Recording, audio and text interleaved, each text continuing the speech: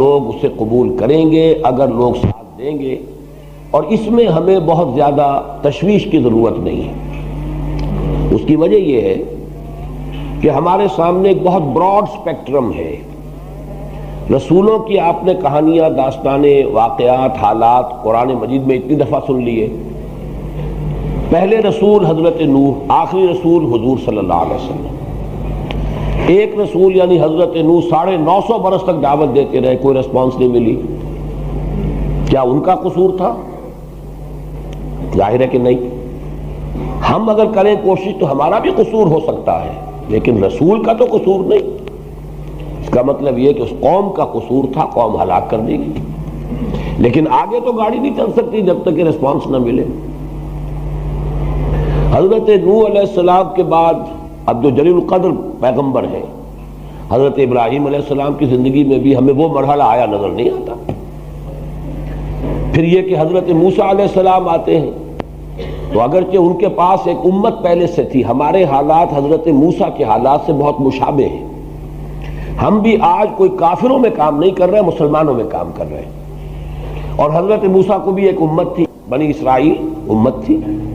بہرحال وہ مشرک نہیں تھے، کافر نہیں تھے، لیکن یہ کہ ان کا بھی حال یہ تھا کہ 9 معجزے عظیم حضرت موسیٰ کے دیکھنے کے باوجود 6 لاکھ کی تعداد میں نکلے ہیں مصر سے، لیکن جنگ کرنے کے لیے کوئی تیار نہیں ہوا۔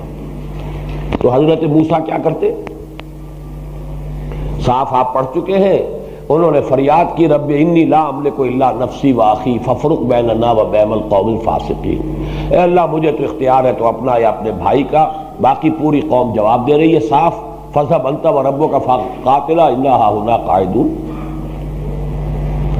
تو بات آگے نہیں بڑھی۔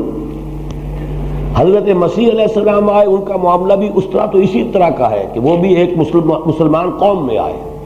یہود پہلے سے مسلمان ہیں، صاحب کتاب ہیں، نبیوں کو مانتے ہیں، لیکن یہ کہ ان کا معاملہ بھی مختصر ہے، صرف 3 برس کی بات ہے، اور وہ پھر بہرحال اٹھا لیے گئے۔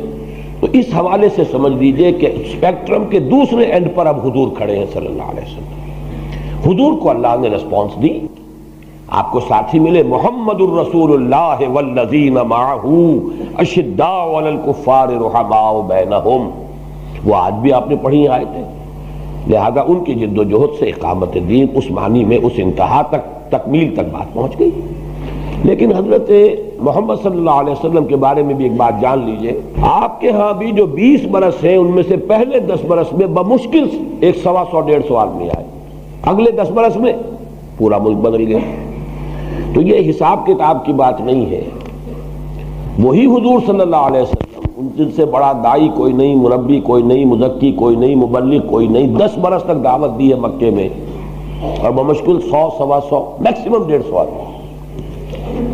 اگلے 10 برس میں آپ کے دست مبارک سے انقلاب کی تکمیل ہو گئی۔ اس لیے ان تمام چیزوں سے قطع نظر کر کے ہمیں یہ سوچنا چاہیے کہ ہمارا فرض کیا ہے، اس کے لیے طریقہ کار کیا ہے، اس پر ہمیں لگے رہنا چاہیے، نتیجے کو اللہ پر چھوڑ دینا چاہیے۔ باقی آپ مختلف جماعتوں کا نام لے کے تذکرہ کریں گے تو بات اچھی نہیں ہے کہ میں کسی پر تنقید کروں۔ ایک اصولی بات آپ سے عرض کر رہا ہوں، کیا بنی اسرائیل مسلمان امت نہیں تھے؟ حضرت موسیٰ علیہ السلام کے ساتھ بھی قتال کے لیے کیوں تیار نہیں ہوئے؟ اب اس کی جواب دہی میرے ذمہ تو نہیں نا، جواب دہی جو ہے وہ تو انہی سے جواب دے سکتے ہیں، کیوں نہیں تیار ہوئے؟ کیا بنی اسرائیل ایک مسلمان امت نہیں تھے؟ حضرت مسیح کو سولی پر کیوں چڑھا دیا انہوں نے؟ اپنے بس پڑے تو چڑھا دیا نا، یہ تو اللہ نے جو کیا بچا لیا وہ دوسری بات ہے، انہوں نے تو سولی پر چڑھایا۔ تو مسلمانوں کی مختلف جماعتیں کیا کر رہی ہیں یہ تو آپ ان سے پوچھئے۔ ہمارے نزدیک جو منہج انقلاب نبوی پر ہے وہ ہے ہی نہیں۔ ایک جماعت صرف تبلیغ کر رہی ہے، صرف تبلیغ کر رہی ہے، مذہبی تصور ان کے سامنے ہے، انقلاب کا نقشہ ہی نہیں، نہ انقلاب کا نام ہے، نہ اقامت دین کا لفظ ہے۔ وہ تو یہی ہے کہ بس اپنے نماز روزہ درست کر لو، کلمہ درست کر لو، اور اپنے جو ہے سنتوں کا جو ہے اہتمام کر لو، لباس میں، وضع قطع میں، یہ چیزیں ہیں جو کر رہے ہیں، اور اس میں اللہ کے فضل سے انہیں کامیابی ہو رہی ہے۔ تو جو انہوں نے اپنا ہدف بنایا ہے اسی پر کامیابی ہوگی نا، جو ہدف ہے ہی نہیں اس میں کیسے ہو جائے گی؟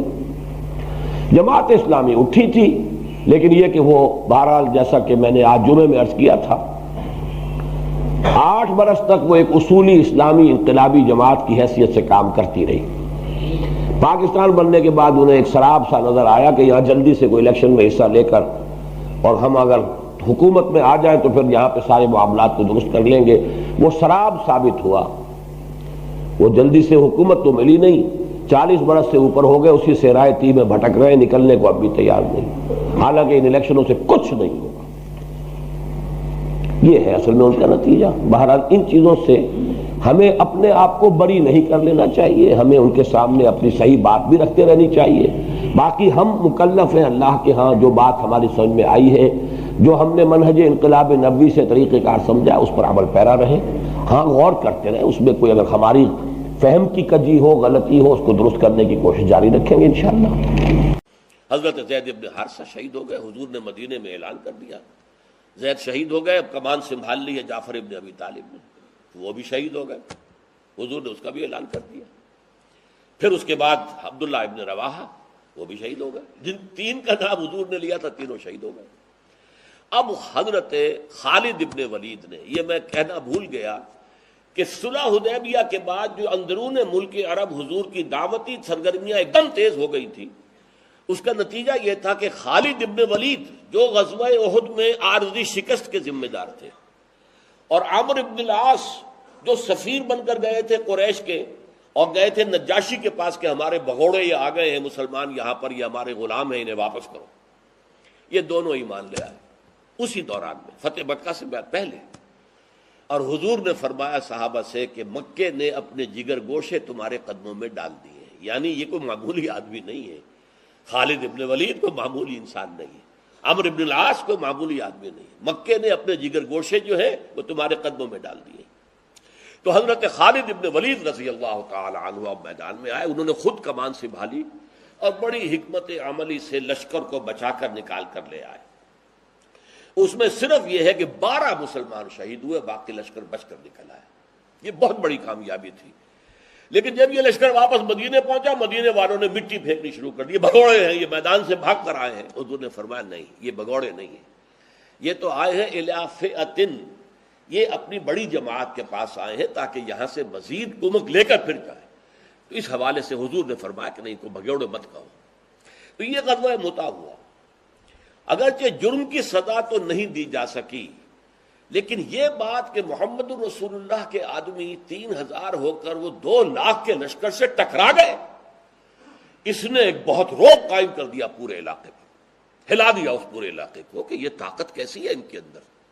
منحصر مرنے پہ ہو جس کی امید، نا امیدی ان کی دیکھا چاہیے، جس کی امید مرنے سے منسلک ہو جائے، مرنا سب سے بڑی کامیابی ہے، شہادت فی سبیل اللہ، تو اس کو کسی شے کا خوف ہوگا؟